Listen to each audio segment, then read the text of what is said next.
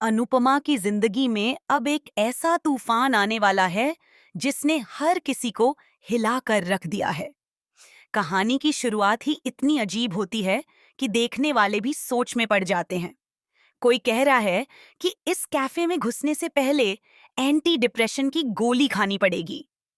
और बस यहीं से समझ आ जाता है कि माहौल कितना जहरीला और तनाव से भरा हुआ होने वाला है। सुबह सुबह अनुपमा के कैफे में जो हलचल शुरू होती है वो सिर्फ बिजनेस की नहीं बल्कि एक बहुत बड़े गेम की शुरुआत है। श्रुति अचानक एक नई स्ट्रेटजी लेकर सामने आती है। उसके चेहरे पर कॉन्फिडेंस तो होता है, लेकिन उसकी बातों के पीछे एक खतरनाक चाल छिपी हुई नजर आती है। वह कहती है कि कस्टमर बेस बढ़ाने के लिए अब सब कुछ बदलना पड़ेगा। नए वेंडर्स की लिस्ट सामने रखी जाती है और वहीं से राहील के होश उड़ जाते हैं। क्योंकि राहील अपने पुराने वेंडर्स से खुश था, उसे कोई शिकायत नहीं थी। लेकिन श्रुति को अचानक इतना बड़ा बदलाव चाहिए था।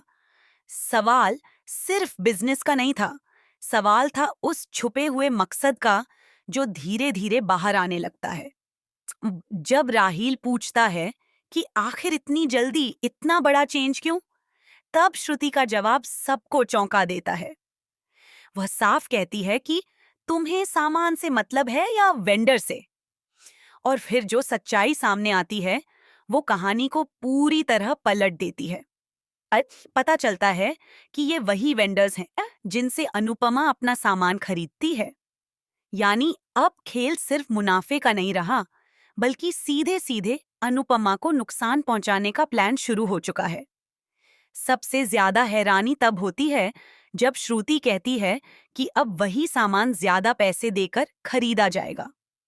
अब सोचने वाली बात यह है कि जो लोग अभी तक कॉस्ट कट करने की बात कर रहे थे, वही अचानक ज्यादा पैसा खर्च करने के लिए क्यों तैयार हो गए। असली वजह सामने आते ही हर कोई समझ जाता है कि ये पूरा गेम अनुपमा के खिलाफ रचा गया है। पहले उसका कंपटीशन खत्म किया जाएगा, फिर उसके बिजनेस को धीरे धीरे कमजोर किया जाएगा। यानी सामने मुस्कुराहट और अंदर खतरनाक साजिश। अब सवाल ये है कि क्या अनुपमा को इस चाल का पता चल पाएगा? क्या राहील सच जानने के बाद श्रुति का साथ देगा या फिर अनुपमा को बचाने की कोशिश करेगा? और सबसे बड़ा सवाल, क्या ये सिर्फ बिजनेस राइवलरी है या फिर इसके पीछे कोई पुरानी दुश्मनी छिपी हुई है?